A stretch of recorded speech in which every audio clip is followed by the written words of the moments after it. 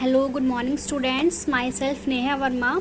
आज हम इंग्लिश में चैप्टर 3 की रीडिंग करेंगे। चैप्टर का नाम है the crab and the heron. ठीक है, तो let's get started. Kids, it is a story of an old heron who used to live near a beautiful pond. He was a big blue bird with long skinny neck. तो बच्चों, ये ना एक story है बूढ़े heron की, जो कि एक सुंदर से तालाब के पास रहता था। वो बड़ा सा ब्लू बर्ड था जिसकी लॉन्ग और स्किनी नेक थी। He was stiff and slow due to his age. वो उसकी बॉडी क्या थी, रिजिड थी, मतलब बेंड नहीं हो पाती थी, और वो बहुत ही स्लो था क्योंकि वो उसकी एज ज़्यादा थी, क्योंकि वो बूढ़ा था, इस वजह से वो स्लो था। He was unable to catch fish for his lunch. वो ना अपने लंच के लिए जो फिशेज हैं वो कैच नहीं कर पाता था। He decided to use its wits. तो उसने अपनी विट्स यूज करने का डिसाइड किया। तो विट्स क्या होता है, मतलब बुद्धि इस्तेमाल करने का उसने सोचा। तो one day he spoke to a crab. एक दिन उसने एक क्रैब से बात की।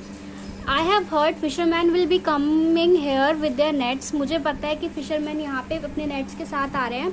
दे are going to take away all the fish. I will have no more meals and all the fish will end up in a frying pan. तो यहाँ पे कुछ मछुआरे आ रहे हैं, वो क्या है, सारी फिश ले जाएंगे और हमारे पास खाने को कुछ नहीं रहेगा, और जो है मछलियाँ जो है फ्राइंग पैन में तल जाएंगी। The crab quickly scuttled away to the bank of pond. जो क्रैब है ना, वो तुरंत जो है दौड़ते दौड़ते तालाब के किनारे चला गया। He told the fish the awful news. उसने फिश को ये सैड न्यूज बताई। The frightened fish beg the crab for good advice. तो जो डरी हुई मछलियाँ थी, उन्होंने भीख मांगी कि नहीं, हमें ना कुछ अच्छी सी सलाह दो। He had none to give. और उसके पास कोई सलाह नहीं थी देने के लिए। So he return the old blue heron. तो वो वापस जो ओल्ड हेरॉन था उसके पास आया। उसने कहा the fish are scared stiff. जो फिश है बहुत ही डरी हुई है। फिश क्या है, बहुत ही डरी हुई है। They don't know what to do. उन्हें नहीं पता उन्हें क्या करना चाहिए। You snap up a few fish yourself now and again.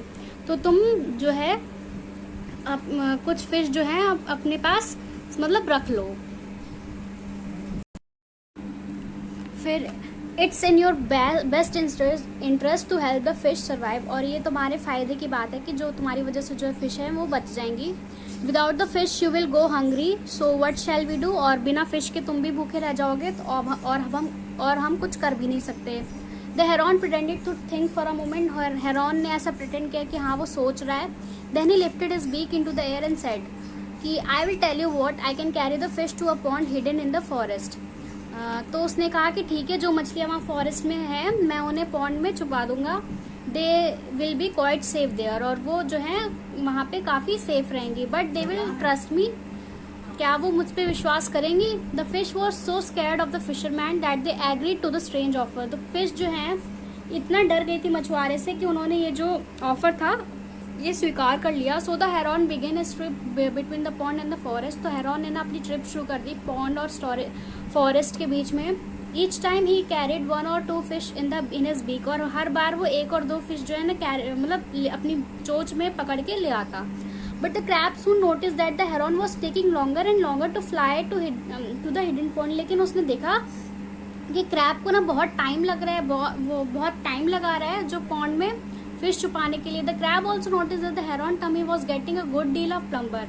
तो देखा कि क्रैब ने नोटिस किया कि जो हेरॉन का टमी था कि वो ना बहुत ही फ्लैशी, मतलब कि उसमें वो ना काफी मोटा होता जा रहा है उसका tummy. Days later, when all the fish had been rescued from the pond, the heron asked the crab, "Do you want to be rescued too?" तो कुछ दिनों बाद जब सारी फिश जो है रेस्क्यू हो गई, तो हेरॉन ने क्रैब से भी पूछा क्या तुम्हें भी छुपना है। तो certainly replied the crab, bend over, I will come on your neck, I hate to make your beak tired। तो उसने कहा ठीक है, तुम झुक जाओ, मैं तुम्हारी गर्दन पे चढ़ जाऊंगा, मुझे नहीं पसंद कि मैं तुम्हारी चोंच में जाऊं। When they were far from the pond, the crab noticed that the ground was littered with fish bones. He not knew the truth. तो लेकिन जैसे वो चलने लगा, थोड़ी दूर पहुंचा, तो क्रैब ने नोटिस किया कि जो पॉन्ड के पास जो ग्राउंड था वो क्या है, मछलियों की बोन से क्या है गंदा हुआ पड़ा था। He now knew the truth. उसे अब सच्चाई का पता चल गया था। The heron had not been saving the fish. Heron जो है फिश नहीं बचा रहा था।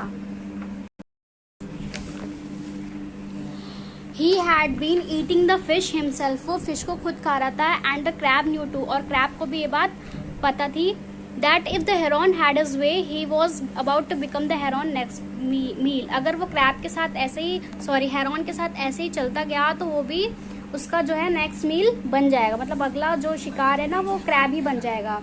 सो he clung tightly to the heron neck with strong claws, तो उसने ना हेरॉन की नेक को ना टाइटली पकड़ लिया और कहा कि I don't want to be killed as a fish, मैं उन मछलियों की तरह मरना नहीं चाहता हूँ। He told heron just put me gently into the water, I am not letting go of your neck and until I feel safe, तो तुम क्या करो कि मुझे जो है धीरे से पानी में डाल दो, अगर तुम ऐसा नहीं करोगे तो मैं तुम्हारी नेक को नहीं छोड़ूंगा जब तक कि मुझे सेफ जो है फील नहीं होता। The heron was forced to do the crab asked, तो हेरॉन को वैसा ही करना पड़ा जैसा कि क्रैब ने कहा। He was quite annoyed so he had been looking forward to eat the crab for supper, वो थोड़ा सा दुखी हुआ क्योंकि वो क्रैब को भी खाना चाहता था अपने खाने में। And that is why to this day crab and heron had not friendship between them, और उसी दिन से क्रैब और हेरॉन के बीच मित्रता नहीं रही।